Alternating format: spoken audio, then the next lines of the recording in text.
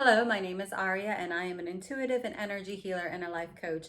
And I am here to share with you a ritual to cleanse and purify your energy and to help you release anything, any traumas, particularly those in the area of relationships. Now, I know for me and for many people that I know, this quarantine time has been incredibly trying.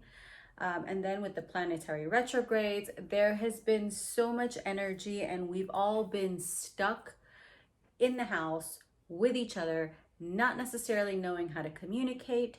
Maybe with Venus retrograde, an old love came back into your life, or with Saturn retrograde, your discipline and your society, your structures, your personal structures are being tested, just like the structures in society are currently being tested and tried, and they clearly have to be reimagined.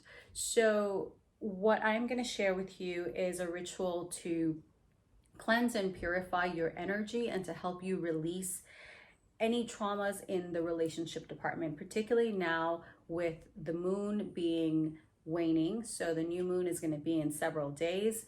So cleansing, clearing, purification, releasing rituals are best done either on a new moon or during the waning moon. So you want the moon to be decreasing in size because you want these energies to be released and set into the ethers, to be transmuted and to be actually alchemized into something that's useful and for your own healing. So for me, this Venus retrograde has hit me really, really hard because my Venus is in Taurus and it's retrograding in Taurus right now. So I am a hot mess emotionally, super sensitive, super just emotionally cued in and easily triggered. And for me, this has manifested in breaking away from a relationship, or the beginnings of a relationship, where I just was not feeling that I was being valued and I was being respected the way I deserve to be respected. So whenever Venus goes retrograde, it is a time for you to really reassess how you are allowing yourself to be treated, whether it's in partnerships, business, professional, or whether it's in your intimate personal relationships or family relationships, or even your relationship with yourself. Where are you not honoring yourself? Where are you not honoring your truth? Where are you allowing yourself to be disrespected and just allowing old patterns to continue to resurface? So for me, I was just pretty much heartbroken and triggered by this one incident. And I'm not going to go into detail because it's not really necessary, but what I would like you to understand about things that trigger you, they trigger you in order for you to see clearly what it is that you need to change for you. And for me, it had a lot to do with past relationships, particularly my relationship with my father and my relationship towards tending to feel abandoned in my relationships, and my relationship with my first husband. So for me, a lot of this trigger really brought to light that no, I don't deserve to be second fiddle. I deserve to be treated with the utmost respect and the utmost, and someone's actions need to match their words. And I know for us women, we have sometimes a hard time discerning between the two. And yes, it's lovely to hear that someone loves you and that someone's there for you and that someone is emotionally available and that someone is constantly supportive of you. But what's more important is whether the actions actually match what is being told to you. And yes, there are aspects of where some of us may be impatient, some of us may just have trouble trusting men. And that is something that definitely requires us as women to look at, why is it hard for us to trust that other being? And is it an aspect of ourselves that we are not trusting by not trusting the other person? Because remember, everything that happens outside of you is a mirror of some aspect in yourself, some shadow aspect of yourself that you're not dealing with. So for me, what I find most beneficial is to take the time following a breakup or following an emotional trigger, anywhere where I feel there's been a disruption in my pattern of this is how I treat myself. This is going well. And all of a sudden it just goes straight to hell. So then at those times, what I like to encourage my clients to do, and my friends and myself as well, is this is a time for you to look within, for you to take care of yourself. So for me, it was crying my eyes out while I was binge watching movies and drinking some wine. And that was my first day, because that is how I process. I need to actually feel my emotions, because normally I want to ignore them. And I know some of you may be able to relate with that. So allow yourself at least a few hours, minutes, whatever, to a day, however long it takes for you to allow yourself to feel your emotions and really be in them, so that you can become aware as to what those emotions are pointing at in you that you need to transform. So, and then after that, so I took what, a day, 36 hours, of just really allowing myself to feel the pain that and of the loss, the heartbreak, the failure, the all of the things that I was feeling, the disappointment. So I allowed myself to feel all the feelings, cry my eyes out, drink my wine, chill the fuck out, and just do my thing. And then I just woke up the next day and I was like, okay, so what are we gonna do to change this situation? And what I do, and what I encourage my people to do, is you need to cleanse and clear and purify. And I was like, okay, what phase is the moon in? Oh, perfect timing. Now, granted, you can do this ritual. It doesn't matter what the moon phase is. It's just that things like herbs, things like essential oils, things like the moon phases, the planetary alignments, all of those things are just added bonuses to the intention that you're setting forth. So the intention for this ritual is to cleanse and clear and release from my physical body, my emotional body, and my energetic body all that is not serving me. So in this case, it was the heartbreak, the trauma, the fear, the loss, the doubt, all of these things that were coming up in me needed to be released. And I do this by taking a ritual bath, which is number one. And I use certain herbs that are incredibly powerful for purification and for cleansing and clearing. One of them is rosemary. Rosemary, a powerful herb for purification and cleansing and protection, because at this point in time, when you're feeling that emotionally vulnerable, you really need to protect yourself. So rosemary is one. You can use the natural, like the actual raw herb, like the ones that you cut from your garden, which is what I did, or you can use dried rosemary. Either works just as fine, whatever is more available to you. If essential oils are more available to you, if you have rosemary in essential oil form, please use that. I use lavender, which I also cut from my garden. Again, another herb that is powerful for cleansing, for purification, for protection. And I also used two other herbs. Basil, which is another one. It's good for breaking basically exorcism, which I think is just removal of powerful energies. So you don't have to take it, like I really don't take exorcism as like, oh my God, we're cleansing the demon. Although sometimes past relationships can be demons. So don't get triggered by that word is what I'm saying. It's for cleansing, purification, clearing out what is not serving you.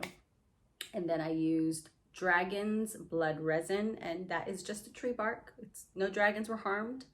It is just a resin from a tree, and that is another very powerful herb. So if you need to break ancestral trauma, if there's been a long line of like your mother and your aunt and your grandmother and like ancestral healing where it comes to relationships, or where maybe there were financial issues. In my case, there have been just unhappy marriages left and right, men that left and never came back. Like it's been a mess. So for me, I felt the need to actually incorporate this resin into my clearing bath. And then the other one I used was white sage.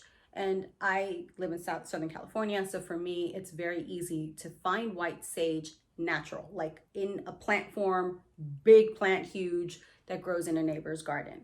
So I am grateful that I am able to harvest a plant that is actual, a few leaves, that from a well established plant. If you do not have access to white sage, please, please, please do not seek it out.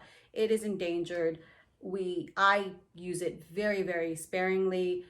In this case, I just used it because it was easily available to me. So that again is not necessary. You can use the herb called rue in place of white sage. So what you do with these herbs, dried or raw, you throw them into a big pot of maybe about a liter and a half of water. You boil it down covered, and then once it's reached boiling, you steep it. You steep it for about 10 to 15 minutes. And obviously, whenever you're taking clippings from a plant, please, please give thanks to that mother plant. Honor that plant that you are taking its essence in order to help you in your healing. The same goes if you have herbs.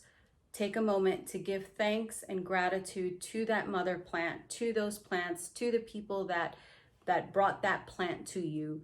And just the gratitude is very, very essential, because we do not want to be careless in just using and thinking that everything is easily available. It's not. Everything, every life, every plant is valuable and sacred, and all deserve our respect, particularly if we're using them for our own healing and our own protection. So those are the ones that I did. So you steep them for about 10 to 15 minutes after they've been boiling, and then you go enjoy yourself a nice bath, which I love. And you can feel free to light a white candle. It's not necessary. I didn't light a candle when I did this last night, so you don't need to. So what we do is we start running our bath, and then as we're running our bath, we add 2 cups of either Epsom salt or some kind of sea salt. We need the salt again for the cleansing and the purification and the healing. So then we we strain the infusion with the herbs, strain it, toss it in the bath, and then we take our time to sit in our bath and meditate on the things we are releasing, the relationships, the trauma, the karma, the emotions, all that, just letting it pour from us and just letting it all go. And however long you feel called to do this, you can call on the goddesses to help you. I personally called on Hecate, who is the goddess of the crossroads, and she is the goddess of witchcraft, but she is also the goddess of women, and she is a great protector of women. So I called upon her, and I offered her some lavender, and I also called on Venus, since Venus is in retrograde, Aphrodite, that goddess energy, that love, warrior, beauty goddess, fertility goddess. I called on Venus, and I offered her a rose, and I did the lavender and the rose in the fire ritual, which I'm going to tell you about. But I called upon them while I was in the bath, and I asked for their extra support in healing. And I also called on my spirit guides to really cleanse and clear me of anything and everything that's not in service, and anything I may have forgotten about. Please just let it all go. And so yeah, always feel free to call on your angels, your spirit guides. They are always here to support us and to guide us and to make sure that we are, actually feeling good, because we have incarnated to not only just go through the lessons of life that we have to learn, but to enjoy the process. So after your bath, you can use a white towel to just cleanse yourself and dry yourself off. And you can either write the letter before the bath or after your bath. I did it before I even started the ritual. So have your letter, and then you light a fire. I lit a fire in my patio, which I really, really enjoyed, because I just love fire.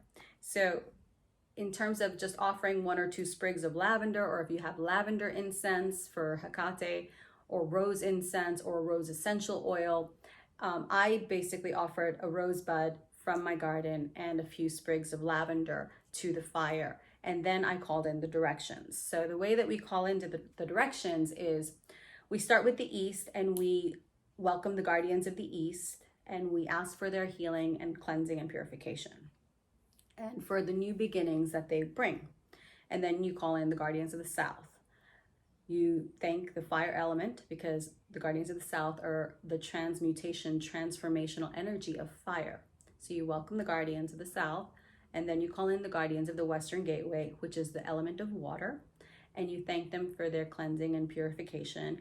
And if you're like me, you will probably cry at some point. So that is the guardians allowing you to really cleanse and purify through water. And then you call in the guardians of the North, and that's the element of earth, and that's our grandfather, grandparent, ancestral energy.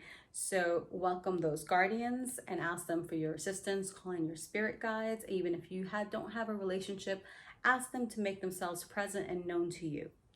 And then add your lavender and your rose to the fire.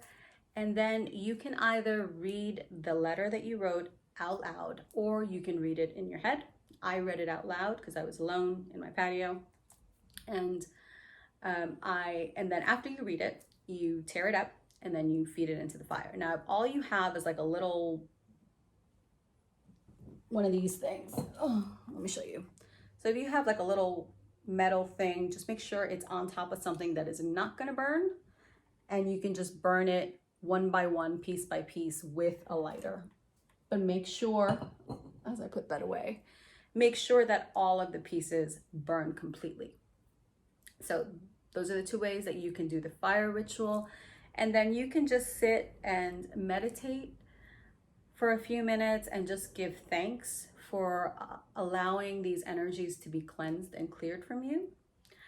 And then you just release the guardians, and it can be as simple as going through them from north all the way back to east, or you can say, I release the guardians of all the directions with deep gratitude and reverence. And so it is. So that is the cleansing and clearing and purification ritual. I would love to hear from you as to how you did it. And always remember that your intuition is going to guide you in the best way that is for you. So if you do not have all of the elements, if you only have 2 of them, it's okay.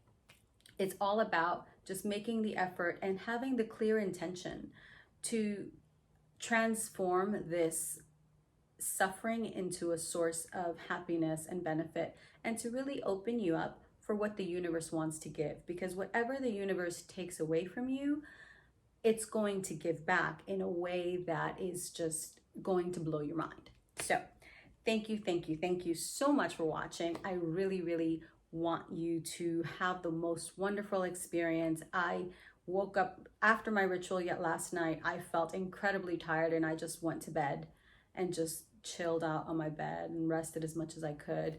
And this morning I just woke up and I felt refreshed. So you may feel refreshed immediately after. It may take you a day, but please make sure that you're taking care of yourself. You're drinking plenty of water, and just allow yourself the nurturing and the care that we need at this time, because this is a traumatic, trying time for all of us. So thank you again for watching. Namaste, and please remain happy and healthy, and I will see you in my next video.